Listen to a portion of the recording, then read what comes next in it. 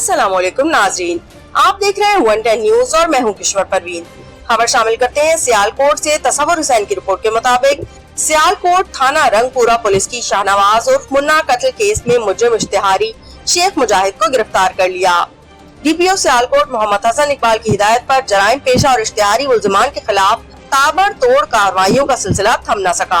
1 साल कबल थाना रंगपुरा के नजदीक शाहनवाज और मुन्ना को बड़ी बेदर्दी से कत्ल कर दिया गया था और मुलजिम मौके से फरार हो गए थे।